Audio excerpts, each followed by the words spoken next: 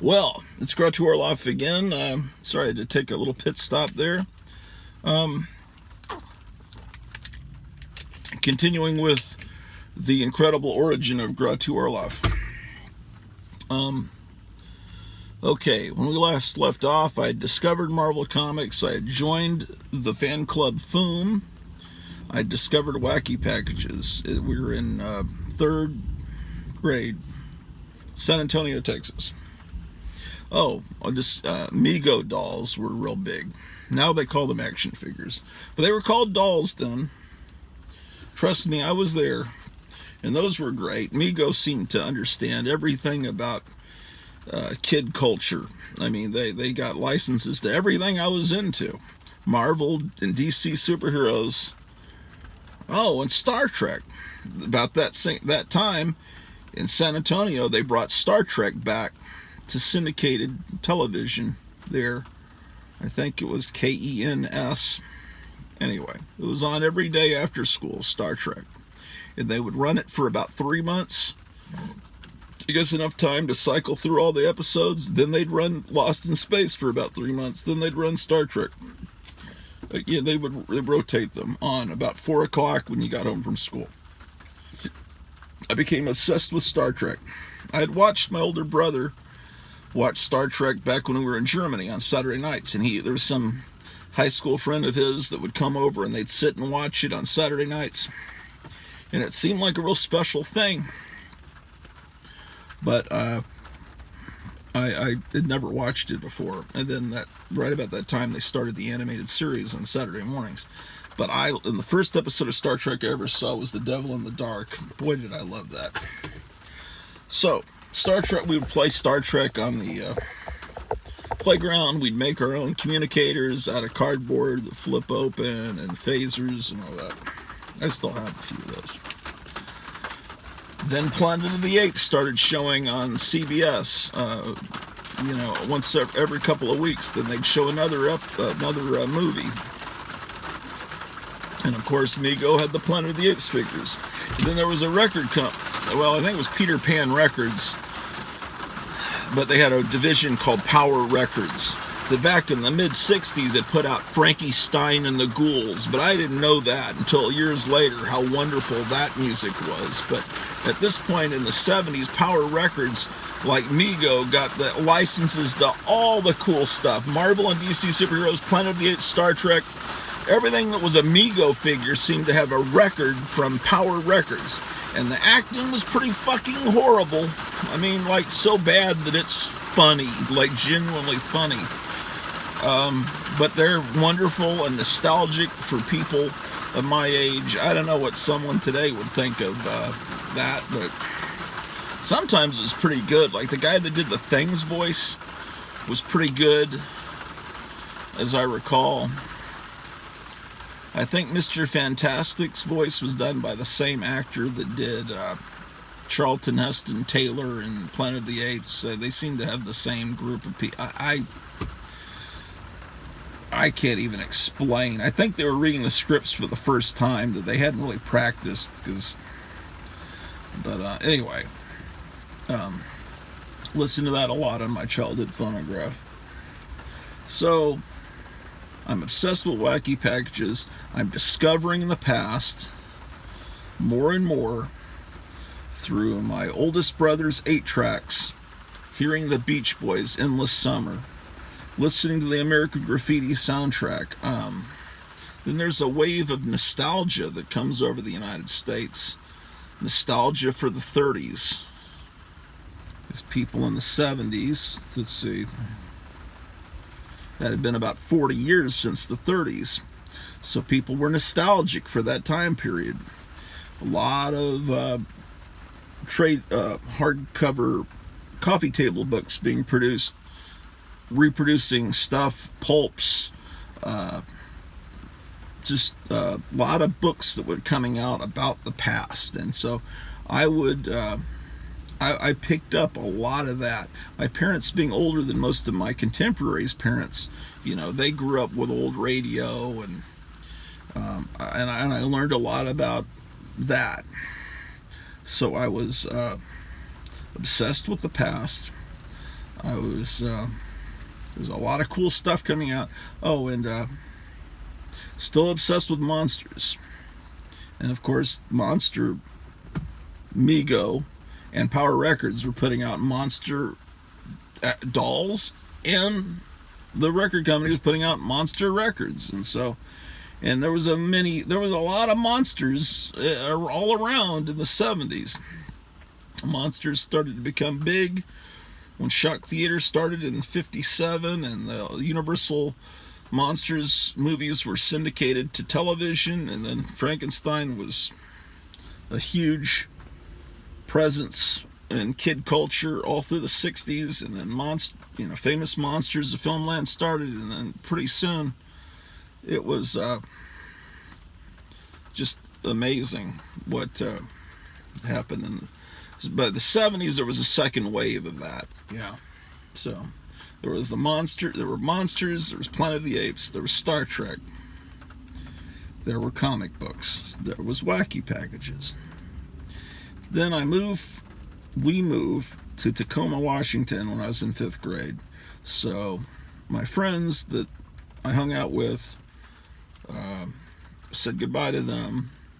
5th grade, the bicentennial year, continued to buy comics there. A friend of mine, I remember on the playground, told me, "You need to buy these X-Men comics." And I was thinking, are you crazy? If I had listened to him then, because that was when the very first issues were coming out of the new X-Men. But of course, the X-Men was not a big deal in the 70s. They had been in reprints for a long time. People didn't think about the X-Men any more than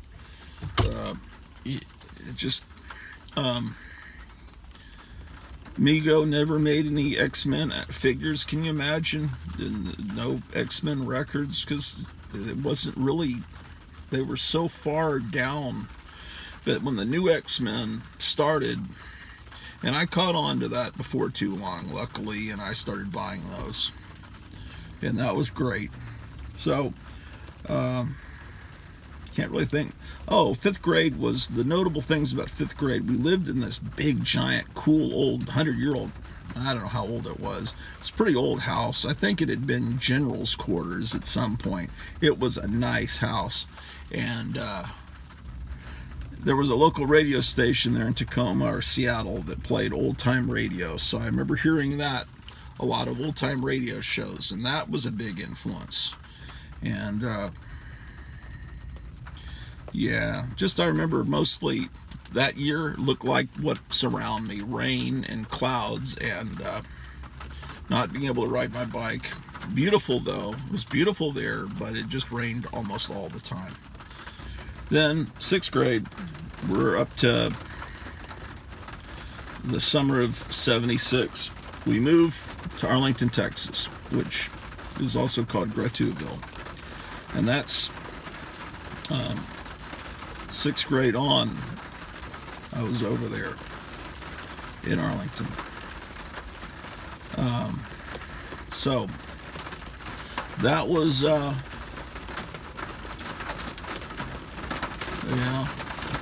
don't know. I'm trying to think what was interesting about that time period.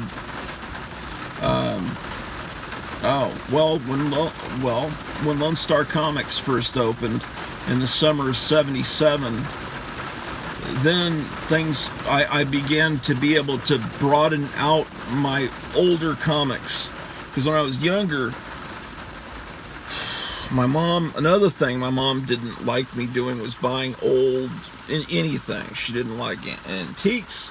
She didn't like anything used. It was to her disreputable to have old stuff, because she'd grown up during the Depression. I guess it was a stigma to buy old stuff, and she thought if you bought old books or old comic books that they would bring bugs into the house. And so I could have bought so much there in San Antonio when I was first becoming obsessed with old comics. There were some flea markets in the local little mall there I don't know what the mall was. I remember that Young Frankenstein played there. It wasn't really I guess it was a mall, but it was a tiny mall. But I remember there was some guy that couldn't have been much older than 20 that set up a lot of old comics, and it's like Silver Surfer #1 for $1.50, and most comics were like a quarter from the 60s. And if I could have gotten those comics, man, that would have been, see, oh well. I don't mean to speak ill of my mother. I mean, that's just how she felt, and but anyway, that was a cool. So when and of course, Star Wars comes out in the summer of '77. Lone Star Comics opens. Junior high school was a nightmare. I hated almost everyone there. I'm trying to think. High school, college, I met some good friends. Some of them I've kind of lost touch with a little bit. One's passed away. One's become so much of a liberal that it's kind of insufferable. I don't know. Don't know many people now. What else went on? Worked for a while in real estate with my father. I was a school teacher for many years. I retired, and then I retired right when all this stuff started. And it was just a coincidence. It was a good thing because I wouldn't wanted to have done that this last year. So, but anyway, I've been home, not doing too much, and I thought, well, right before I retired, I started this channel, and I think that YouTube has a lot of problems with censorship, but I think it's a wonderful thing to allow people to communicate with others, and I think that at a time when you're depressed and alone, and for whatever reason, it's amazing to be able to turn on YouTube and be around people that think like you do, and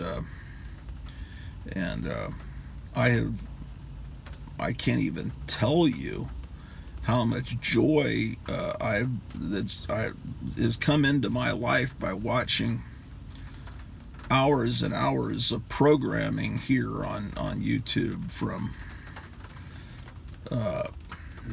just everybody. Captain Strangelove, After Comics,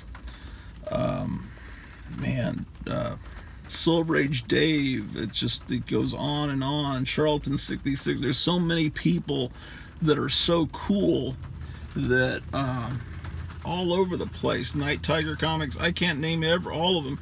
I'll forget some that I'll feel bad later. And I keep discovering new ones. Graphic Man Bear Pig, and it's like the cool thing about it is you watch enough of their shows, you really feel like you know them, and they watch enough of your shows, then they feel like they know you, and then when you actually finally talk for the first time, it's like you're old friends, but you've never really talked. And it's like, I talked to Graphic Man, he's asking, oh, how's Pete? He knows the names of my cats and stuff, because it's a weird modern thing to become. I'm not saying it's just a weird thing that you become really familiar intimately with someone that you've never met or talked to, and they also know you. I'm trying to. I've never really thought of this before, but it's a bizarre thing. And you say, well, that's not the way it's supposed to be. But